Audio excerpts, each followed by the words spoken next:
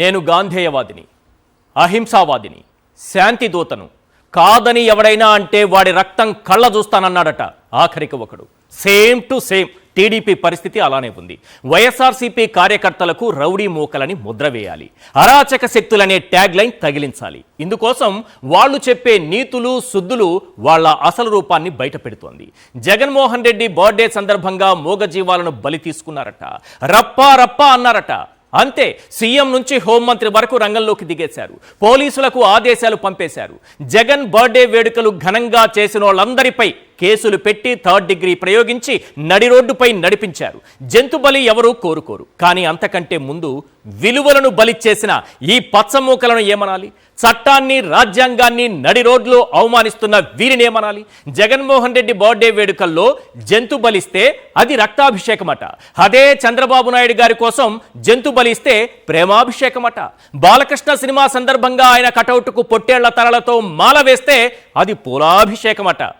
అసలు చంద్రబాబు నాయుడు గారి అవినీతి కేసులకు రప్పా రప్పా సినిమా డైలాగ్కు ఉన్న లింక్ ఏంటో చర్చించే ముందు ఒకసారి హోంమంత్రి అనిత మేడం గారు ఏం మాట్లాడారు? జగన్మోహన్ రెడ్డి బర్త్డే సందర్భంగా ఆ బర్త్డే చేసుకున్న వాళ్ళు ఏదో డైలాగులు చెప్పారని, కొందరేమో పొట్టేళ్ళు తల నరికారని, మేడం గారు ఏం మాట్లాడారనేది ఒకసారి విందాం. నేరాల్ని ప్రోత్సహించే పరిస్థితి నీదైతే నేరాలను అరికట్టడానికి ఇక్కడ ఉన్నది CBN. దయచేసి అది గుర్తుపెట్టుకో జగన్మోహన్ రెడ్డి. నీ మనుషుల్ని ఎంతమంది పంపించి ఎన్ని భయభ్రాంతులు గురి చేయాలని చెప్పి నువ్వు చూస్తున్నావో చూసుకో. ఎలా అరికట్టాలో మాకు తెలుసు, అరికట్టడానికి ఎవరిక్కడ ఉన్నారో కూడా నీకు తెలుసు. అది చంద్రబాబు నాయుడు గారు ఉన్నారు ఇక్కడ. ఇష్టానుసారంగా రోడ్ల మీదకి వస్తాం, కత్తులు పట్టుకొని తిరుగుతాం, కొడవళ్ళు పట్టుకొని తిరుగుతాం, రప్పా రప్పా నరుగుతామని చెప్పి రెచ్చిపోయి రోడ్డు మీదకి వచ్చి ఉన్మాదం చేయడానికి గనక ప్రయత్నం చేసిన ఆ ఆలోచన వచ్చినా ఒక్కసారి గుర్తుపెట్టుకో, ఎవరిని వదిలిపెట్టేది లేదు. ఈ రోజుకి ఈ రకంగా ఫ్లెక్సీల మీద రక్తాభిషేకాలు చేసిన ప్రతి ఒక్కడు రిమాండ్లో ఉన్నాడు. ఈ రోజుకి ఎవరిని కూడా వదిలిపెట్టాం, ప్రతి ఒక్కరిని ప్రజలకి ఎగ్జిబిట్ చేస్తాం. ఇంతకు ముందులాగా ముసుగులేసి బయటకు తీసుకొచ్చే పరిస్థితి కాదు. ఈరోజు ఒక పోక్సోలో చిన్నపిల్ల మీద రేప్ అటెంప్ట్ చేసినా రోడ్డు మీద నడిపించే తీసుకెళ్తాం. నువ్వు కత్తి పట్టుకొని ఉన్మాదం చేయడానికి ప్రయత్నం చేసినా వాడిని కూడా రోడ్డు మీదకి తీసుకెళ్లి రోడ్డు మీద ప్రతి ఒక్కడికి ఇలాంటోడు, వీడు రౌడీయిజం చేస్తున్నాడు, ఇలాంటి ఆడు వల్ల సమాజానికి ముప్పు అని చెప్పి ప్రజలకు చూపించడానికైనా రోడ్డు మీద నడిపించి తీసుకెళ్తాం. నేను ముందే చెప్పాను కదా, నేను గాంధేయవాదిని కాదన్నోడిని, నేను శాంతి దూతను కాదన్నోడిని, నేను అహింసావాదిని కాదన్నోడిని. వాడిని ఏం చేస్తానంటే రక్తం కళ్ళ చూస్తానన్నాడట. మరి వాడు గాంధేయవాదా? మేడం గారి నీతులు కూడా అలాగే ఉన్నాయి. అక్కడున్నది CBN అట. మేడం గారు, CBN గారి విజువల్స్ కూడా మీకు చూపిస్తాను. ఈ పౌరుషం, ఈ ఆక్రోశం, ఈ ఆవేదన, మీ దగ్గర ఉన్నటువంటి ఆ పదవి, వీటి ద్వారా మీ నుంచి వచ్చే మాటలు, ఆ తరువాత కూడా ఇలానే మాట్లాడండి. అక్కడుంది CBN అట. రప్పా రప్పా అంటే నడివీధిలో నడిపిస్తారట. మేడం అనిత గారు, ముచ్చుమరిలో 9 ఏళ్ల బాలికపై అత్యాచారం చేసి చంపి కాలువలో పడేస్తే ఆ కామాంధులను నడివీధిలో నడిపించారా? మన పార్టీ వాళ్లే కదా అని జాగ్రత్తగా మేనేజ్ చేశారా? 7 గుర్రాల పల్లెలో 13 ఏళ్ల బాలికపై మీ పచ్చ పార్టీకి చెందిన నేతల సుపుత్రులు నెలల తరబడి అత్యాచారం చేస్తే ఏంటి మేడం, కనీసం వాళ్ళను రోడ్డుపైన నడిపించలేదు? కుప్పంలో మీ పచ్చ పార్టీ నేత చంద్రబాబు నాయుడు గారి సొంత నియోజకవర్గంలో ఒక మహిళను చెట్టుకు కట్టేసి కొడితే ఏంటి మేడం గారు, వాణ్ణి రోడ్డుపైన నడిపించలేదు? వినుకొండలో రషీద్ అనే యువకుణ్ణి మీ పార్టీ రౌడీ నడి రోడ్డుపైన నరికి చంపితే ఏంటి మేడం గారు, నడి రోడ్డుపైన నడిపించలేదు? ఈ 18 నెలల కాలంలో 200కు పైన మహిళలు, చిన్నారులపై అఘాయిత్యాలు జరిగితే ఏంటి మేడం గారు, ఒక్కడిని కూడా రోడ్డుపై ఈడ్చుకెళ్ళలేదు? మీరు చెప్పే ప్రవచనాలు, అంకుశ సినిమాలో ఉండేటటువంటి సీన్లు మీ పార్టీ నేతలకు కూడా అమలు చేస్తే బాగుంటుంది మేడం. ఒకసారి నేను చూపించే ఈ దృశ్యాలు మీరు కూడా తప్పనిసరిగా చూడాలి. మీరు అన్నారు కదా అక్కడున్నది CBN, రప్పా రప్పా అంటే ఒప్పుకోనని.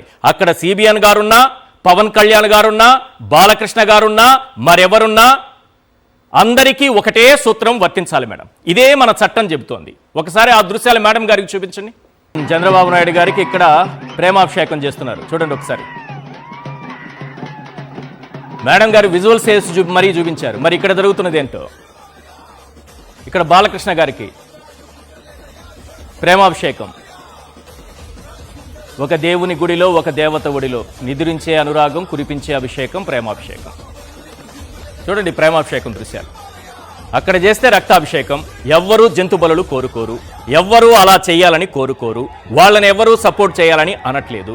చట్టాన్ని చేతుల్లోకి తీసుకుని మరి నడి రోడ్డు పైన నడిపించారు కదా, అదే సూత్రం, అదే చట్టం ఇక్కడ ఎందుకు పనిచేయదు? పరిటాల శ్రీరామ్ గారు ఉన్నారు అక్కడ. కనుసైగ చేస్తే పొట్టేల తల ఎగిరిపోయింది. ఒక్క కనుసైగ టాప్ మని ఎగిరిపోయింది. చూడండి, ఒక సైగ చేస్తారు, ఎగిరిపోతుంది. చూడండి ఇక్కడ చూడండి మన పవన్ కళ్యాణ్ గారు. ఇప్పుడు విషయం ఏంటంటే, దీనితో పాటు అత్యంత ప్రధానమైన విషయం, చంద్రబాబు నాయుడు గారి కేసులన్నీ కూడా క్లోజ్ అయిపోతున్నాయి. ఎట్లా ఉందంటే ఇది ఆ సినిమా డైలాగు రప్పమని ఎట్లా సినిమా డైలాగ్ వినిపిస్తుందో, చంద్రబాబు నాయుడు గారి అవినీతి కేసులన్నీ రప్పమని క్లోజ్ అయిపోతున్నాయి. ఇప్పుడు రప్ప డైలాగ్కి ప్రజలు లింక్ పెట్టి మాట్లాడుతున్నారు. అంతకంటే ముందు ఒకసారి ఈ అంశం పైన మాట్లాడి ఆ కేసుల విషయంలోకి వెళ్దాం. చర్చలో పాల్గొంటున్నారు పొనక జనార్దన్ రెడ్డి గారు, సీనియర్ అడ్వకేట్, రామ్నాథ్ గారు, సీనియర్ అనలిస్ట్, శివశంకర్ గారు, వైఎస్ఆర్సీపీ అధికార ప్రతినిధి మరి కాసేపట్లో మనతో పాటు జాయిన్ అవుతారు. నాగమల్లేశ్వరి గారు, YSRCP joint secretary, media panellist మనతో పాటు జాయిన్ అయ్యారు. నాగమల్లేశ్వరి గారు, ఏంటి మీ పార్టీ వాళ్ళు చాలా అరాచకం చేస్తున్నారట? జగన్మోహన్ రెడ్డి గారి బర్త్డే సందర్భంగా పొట్టేళ్ల తలలు అయినా బహిరంగంగా నరకమని ఎవరూ చెప్పరు, ఆ రక్త తర్పణ చేయమని ఎవరూ చెప్పరు. అయితే వాళ్ళపైన కేసులు పెట్టారు. ఓకే, నడి రోడ్డు పైన కొట్టుకుంటూ ఈడ్చుకుంటూ వెళ్ళడం అనేది చట్టరీత్యా అదైతే చెల్లదు. కానీ చట్టాన్ని చేతిలోకి తీసుకొని మరీ వ్యవహరించారు. ఒక ముద్ర వేసే ప్రయత్నం జరుగుతోంది. ఒక రౌడీ మూక, వైఎస్ఆర్సీపీ అంటే ఒక రౌడీ మూక, ఒక దాన్ని ఏమంటారంటే, ఇంకా చెప్పాలంటే వీళ్ళందరూ కూడా అరాచక శక్తులు. అరాచక శక్తులనే ముద్ర వేయాలి. హోంమంత్రి గారు చాలా స్ట్రాంగ్గా వార్నింగ్ ఇస్తారు. ఇంకనైనా మీలో మార్పు వస్తుందా? రప్ప డైలాగ్ని మీ పార్టీ వాళ్ళు వదిలేస్తారా?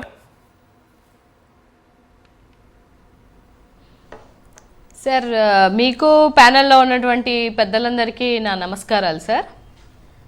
ఇవాళ హోంమంత్రి అనిత గారు ఆవిడ ఏ శాఖ ఆవిడకి ఇచ్చారో, ఆవిడ చేస్తున్నటువంటి పనులేంటి అనేది ఆవిడకి కూడా ఒక క్లారిటీ ఉండాలి. ఇవాళ నేను అడుగుతున్నాను సార్ హోంమంత్రి అనిత గారిని, ఇప్పుడు మీరు విజువల్స్లో చూపించారు, ఒకసారి వీలైతే చూపించండి. టీడీపీకి సంబంధించి ఆ పచ్చ కండువాలు వేసుకొని వాళ్ళ ఏవైతే పటాలకి మరి అదే గొర్రెపోతులని నరికిన రోజు మన హోంమంత్రి అనిత గారు ఎక్కడున్నారు సార్? ఏ సినిమా ఫంక్షన్లో ఉన్నారు? ఏ ఆడియో ఫంక్షన్లో యాంకరింగ్ చేస్తున్నారు? లేకపోతే ఎక్కడ ఆవిడ సన్మానాలు చేయించుకుంటున్నారో కూడా ఒకసారి ఆవిడ చెప్పాలి. ఒకసారి ఆవిడకి ఉన్నటువంటి ఆ పచ్చ కామెంట్లు పక్కకు తీసి చూస్తే రాష్ట్రంలో ఏం జరుగుతుందో అనేది తెలుస్తుంది. ఇవాళ నేను అడుగుతున్న హోంమంత్రి అనిత గారిని, 29 రోజులు ఇప్పటికి, ఈ రోజుతో 29 డేస్ ఈ మంత్కి 86 రేపులు జరిగినప్పుడు రేపు చేసినటువంటి ఏ వ్యక్తినైనా అదే విధంగా 3rd డిగ్రీ చేసి అదే విధంగా ముసుగేయకుండా ఆవిడ ఎక్కడైనా ఏ జిల్లాలో అయినా ఏ స్టేషన్లోనైనా తిప్పినటువంటి దాఖలాలు ఉంటే ఒకసారి క్లిప్పింగ్స్ రూపంలో చూపించమనండి. అంతేకాకుండా లాస్ట్ మంత్ 118 రేపులు అయ్యాయి. సో అప్పుడు ఈవిడ నిజంగానే ఈ రేపులు చేసినటువంటి ఉన్మాదుల్ని ఏం చేశారో కూడా ఆవిడ చెప్పాల్సినటువంటి అవసరం ఉంది.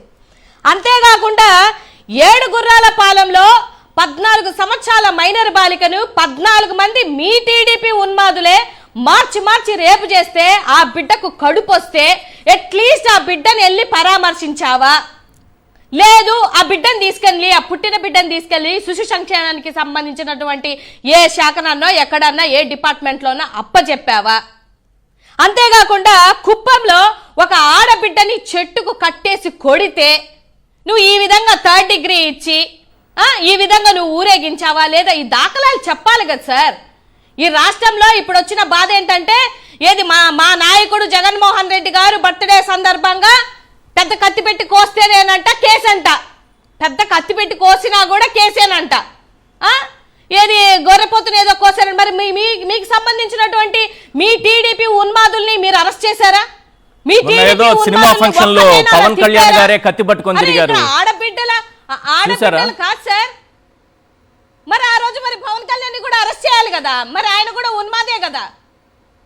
ఆడబిడ్డ పీకలు కోస్తుంటే ఇక్కడ లెక్క లేదు కానీ, ఆడబిడ్డల్ని రేప్ చేసి చంపేస్తుంటే లెక్క జమ లేదు కానీ, నిసిగ్గుగా వచ్చి ఒక డమ్మీ హోంమంత్రి పదవిలో ఉండి ఏం మాట్లాడుతున్నావు అనిత గారు? నాకు తెలియక అడుగుతాను.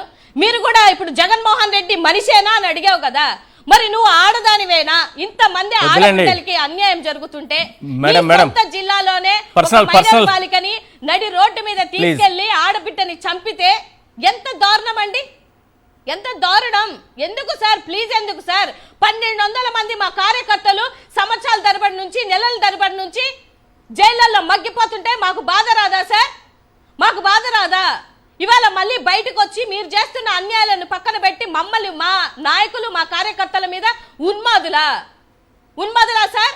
111 సెక్షన్లు పెట్టుకుంటూ, గంజాయి కేసులు పెట్టుకుంటూ ఒక్క ఆడపిల్లకైనా నువ్వు న్యాయం చేసావా? ఈ రోజు ఒక్క రోజైనా నువ్వు ఒక్క ప్రెస్ మీట్ అయినా ఆడబిడ్డకు అన్యాయం జరిగిందని వచ్చి పెట్టావా? ఇక్కడ సిబిఎన్ ఉన్నాడు అని అంటే, ఇక్కడ గత సంవత్సరంలో పోలిస్తే 186,070 క్రైమ్స్ జరిగాయి. ఈ ఇయర్ తో కంపేర్ చేస్తే 2,09,000 క్రైమ్స్ జరిగాయి. ఏం చేశాడు మీ సిబిఎన్ గారు? మీరేం చేస్తున్నారు హోంశాఖలో కూర్చొని? ఎవరికి సార్ చెప్తున్నారు? అక్కడ సిబిఎన్ ఉంటే ఇక్కడ జగన్మోహన్ రెడ్డి గారు ఉన్నారు. ఈ ఇంటికి ఆ ఇల్లు ఎంత దూరమో ఆ ఇంటికి కూడా ఈ ఇల్లు అంతే దూరం. ఇదే అడ్డగోలుగా మీరు కార్యకర్తలని ఇబ్బంది పెట్టుకుంటానని వెళ్తానంటే జగన్మోహన్ రెడ్డి గారు ఆయనని ఒక్క మాటన్నా పడతాడేమో గానీ ఆయన కార్యకర్తలు జోలికి వస్తే ఊరుకునే ప్రసక్తి అయితే లేదు. డెఫినెట్ గా రాష్ట్రంలో ఉన్నటువంటి ఆడబిడ్డలకి న్యాయం చేసి, ఆడబిడ్డలకి వాళ్ళకి ఏ శిక్షలైతే పడించో ఈ రోడ్డు మీద ఆ 14 సంవత్సరాల ఆడబిడ్డను రేప్ చేసిన మీ ఉన్మాదులకి న్యాయం చేసి అప్పుడు మీరు వచ్చి ప్రెస్ మీట్ పెడితే మేము వినడానికి రెడీ. రైట్ అండి రామ్నాథ్ గారు. ఎస్ మేడం, ఎస్ రామ్నాథ్ గారు. వైఎస్ఆర్సీపీకి ఒక రౌడీ మోకలనే ముద్రయ్యాలి, అరాచక శక్తులనే ట్యాగ్ లైన్ తగిలించాలి. ఏమి జరగకపోయినా ఏదో జరిగిపోతున్నట్టు. ఒకసారి పవన్ కళ్యాణ్ గారు వస్తారు, మీ తాట తీసేస్తా, మీ చేతిలో రేఖలు జరిపేస్తా, రోమాలన్నీ పీకేస్తా, మీ రౌడీజం నా దగ్గర చెల్లదు అంటారు. ఇంకోసారి మేడం గారు వస్తారు, వీళ్ళు రప్పా అంటారు, కత్తి పెట్టి కేక్ కోస్తారు అని అంటారు. పైగా ఒక హోంమంత్రి స్థాయిలో ఉండి ఫేక్ వీడియోలు కూడా మేడం గారు చూపించవచ్చా? అలాంటి ఫేక్ వీడియోలు చూపిస్తూ వార్నింగ్ ఇవ్వడం, ఇదంతా ఒక ప్లాన్ ప్రకారం వైఎస్ఆర్సీపీకి ఒక ముద్ర వేయాలి, రౌడీ మోకానే ముద్ర తగిలించాలి. ఈ ప్లాన్తోనే ఇవన్నీ చేస్తున్నారా అనిపిస్తుంది. ఇప్పుడు ఈశ్వర్ గారు, మా బ్లడ్ వేరు బ్లీడ్ వేరు అంటే అది బాలకృష్ణ గారి ఓన్ డైలాగు, ఆయన పర్సనల్ డైలాగ్ అనుకున్నారు కానీ లేదు, మొత్తం తెలుగుదేశం పార్టీ అంతా కూడా ఈ మధ్య దాన్ని ఫాలో అవుతున్నట్టుగా ఉంది. తెలుగుదేశం పార్టీ వాళ్ళు అదే పని చేస్తారు, కానీ వాళ్ళు చేసిన దాన్ని ఎవరు ప్రశ్నించకూడదు. అవతల వాళ్ళు చేశారనుకోండి, దాని మీద విపరీతమైన ఫోకస్ చేస్తారు. గ్రామాల్లో నవ్వుకుంటున్నారు ఈశ్వర్ గారు, పొట్టేళ్లు నరకడాలు ఇవన్నింటి మీద ఈ స్థాయిలో తెలుగుదేశం పార్టీ ఇది చేయడానికి. సరే, బహిరంగంగా నరకడం అన్నది కరెక్ట్ కాదు. సరే, దాని మీద ఏం చేయాలి? మొత్తం అందరిలో అవేర్నెస్ తీసుకురావాలి. తెలుగుదేశం పార్టీ కార్యకర్తలకు చెప్పాలి. పరిటాల శ్రీరామ్ గారు, మంత్రి సత్యకుమార్ గారు ఉన్నప్పుడు అక్కడ నరికారు. బాలకృష్ణ గారి కటౌట్లకి, చంద్రబాబు నాయుడు గారి కటౌట్లకి, పవన్ కళ్యాణ్ గారి కటౌట్లకి ఇది ఎప్పటి నుండే జరుగుతోంది. ఈ చెప్పాలంటే ఈ కల్చర్ అంతా బాలకృష్ణ సినిమాల రిలీజ్ అయిన సందర్భంగా ఆయన కటౌట్లకు పొట్టేలు నరకడం దగ్గర నుండి మొదలైంది. కానీ హఠాత్తుగా అసలు ప్రపంచంలో ఎక్కడా జరిగింది, రాష్ట్రంలో ఎప్పుడు జరగలేదు, వీళ్ళే వైసీపీ వాళ్ళే మొదలు పెట్టారు అన్నట్టుగా పొట్టేళ్లు నరుగుతారా అంటే ఈ స్థాయిలో చేయడం ద్వారా మొన్నటి ఎన్నికల్లో ప్రజలు మనం చెప్పినవన్నీ నమ్మేసి ఓట్లు వేసినప్పుడు ఇప్పుడు మనం మళ్ళా ఇది చెప్తే ఎందుకు నమ్మరు అన్నది తెలుగుదేశం పార్టీ ధీమా కావచ్చు. హోంమంత్రి అనిత గారు చెప్తున్నారు, మొత్తం వైసీపీ వాళ్ళంతా అరాచకవాదులు, ప్రజలంతా పబ్లిక్ అంతా జాగ్రత్తగా ఉండండి అని చెప్తున్నారు. చాలా కన్వీనియంట్ గా వాళ్ళు చేసి మాత్రం మర్చిపోతారు. బుద్ధ వెంకన్న గారు ఏమన్నారు? ఆత్మాహుతి దాడులు చేస్తామన్నారు. అంత మించిన పెద్ద స్టేట్మెంట్ ఏమన్నా ఉంటుందా? ప్రతిపక్షంలో ఉన్నప్పుడు ఆత్మాహుతి దాడులు చేస్తామన్నారు. అవును. పవన్ కళ్యాణ్ గారు ఏమన్నారు? తోలు ఒలిచేస్తామన్నారు. ఏ వ్యక్తికైనా సరే తోలు ఒలిచేస్తే ఇంకా మనిషి బతకడు, అదే చాలా కీలకమైన ఆర్గాన్. తోలు ఒలిచేస్తామన్నారు. చంద్రబాబు నాయుడు గారు పబ్లిక్ గా మీటింగ్ లో అంత సీనియర్ నాయకుడు ఒక రాష్ట్ర ముఖ్యమంత్రిని పట్టుకొని సైకో సైకో సైకో అంటూ మాట్లాడారు. మరి ఆ రోజు ఎక్కడ పోయింది ఈ కల్చర్? గాజు గ్లాస్ తో పొడవండి, సీసం పోసి సమాధి చేయండి ఈ ముఖ్యమంత్రిని అన్నారు. కాంగ్రెస్ వాళ్ళని కొడవన్లతో నరకండి అని కూడా మాట్లాడారు. సోనియా గాంధీని కొడవన్లతో నరకండి. హోంమంత్రి గారు మన ప్రెస్ మీట్ పెట్టి అంటే వీళ్ళు ప్రజల్ని ఎంత అండర్ ఎస్టిమేట్ చేస్తున్నారు అనడానికి ఎంత ప్రమాదకరం అంటే, హోంమంత్రి అనిత గారు ప్రెస్ మీట్ పెట్టి అవమానకరం ఒక ఏఐ వీడియోని ప్లే చేశారు. ఒక గర్భిణిని ఒక వ్యక్తి కాల్తో తంతూ ఉన్నట్టున్న వీడియోని ప్లే చేసి రన్నింగ్ కామెంట్ చేస్తున్నారు. సినిమాలో సీన్ అనుకున్నాను, చాలా చక్కగా కనిపిస్తే సినిమా బాగా తీశారు, నటులు కూడా బాగా చేస్తున్నారు అనుకున్నా. ఏఐ వీడియో అదే అది సినిమాదో లేకుంటే ఏఐదో గానీ కంప్లీట్ గా అయితే అది ఒరిజినల్ కాదు, ఫేక్ వీడియో చేసి అది వీడియో ప్లే అవుతున్నాగా హోంమంత్రి అనిత గారు చెప్తున్నారు, చూడండి ఒక గర్భిణీ స్త్రీని ఎలా తంతున్నాడు వైసీపీ కార్యకర్త. వైసీపీ కార్యకర్త కాదు అతను, మా కార్యకర్త అని జనసేన పార్టీ ధృవీకరించిన తర్వాత కూడా ఆ వ్యక్తి గురించి జగన్మోహన్ రెడ్డి ఎందుకు స్పందించడం లేదని హోంమంత్రి అనిత గారు మాట్లాడుతున్నారంటే ఇంక వీళ్ళని ఎలా చెప్పాలి చెప్పండి. ఇంకా ఈ స్థాయికి ఫేక్ వీడియోలు ప్లే చేసిన వాళ్ళపైన కేసులు పెడతారు కదా, నేను మేడం మీద కేసులు పెట్టమని అడగలేను కానివ్వండి, కానీ ఇలా ఒక హోంమంత్రి ఆ పదవిలో ఉంటూ ఇలాంటి వీడియోలు ప్రదర్శించవచ్చా? నాకు తెలిసి హోంమంత్రి అనిత గారితో తెలుగుదేశం పార్టీ వాళ్ళు ఈ పని చేయిస్తున్నారు. ఇప్పుడు మేడం ఒక వీడియో ఉంటుంది మేడం, మీరు ప్రెస్ మీట్ పెట్టినప్పుడు మేము మధ్యలో ప్లే చేస్తాము అంతే. ఒరిజినల్ వీడియో మేడం కూడా నమ్మి ఉండవచ్చు, కానీ పక్క ఫేక్ వీడియో అనేది అర్థమైపోతుంది. అంటే ఈ స్థాయిలో పబ్లిక్ ని మిస్లీడ్ చేయడానికి హోంమంత్రి అనిత గారు రంగంలోకి దిగడం అనేది చాలా దురదృష్టకరం. ఇప్పటికైనా మారాడు. తెలుగుదేశం పార్టీ తాను చేస్తున్న పనులందరినీ అవతల వాళ్ళకి ఆపాదించే ప్రయత్నం చేస్తూ ఉంది. ఇది రాజకీయంగా కలిసి రాదు తెలుగుదేశం పార్టీ కూడా. అందరికీ అర్థం. పబ్లిక్ తెలుగుదేశం పార్టీ నాకు అనిపించేది ఏంటంటే ఒక కామన్ పబ్లిక్ ఏ మూడ్లో ఉన్నారు, ఏమనుకుంటున్నారు, తెలుగుదేశం పార్టీ నాయకత్వం ఏమనుకుంటుంది అనే దానికి పొంతన లేకుండా ఉంది. అంటే పబ్లిక్ ఇవన్నీ తెలియవు. గ్రామాల్లో నవ్వుకుంటున్నారు పొట్టెళ్ళ అంశాన్ని ఈ స్థాయిలోకి తీసుకురావడానికి.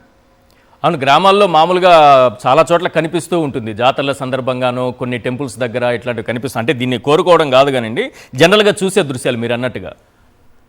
ఇప్పుడు గ్రామాల్లో జాతరల విషయంలో కూడా వైసీపీ వాళ్ళు జాగ్రత్తగా ఉండాలి. గ్రామాల్లో జాతరలు జరిగినప్పుడు ఈశ్వర్ గారు అది రైటా రాగా పక్కన పెడితే సహజంగా జరిగే చెప్తున్నాం.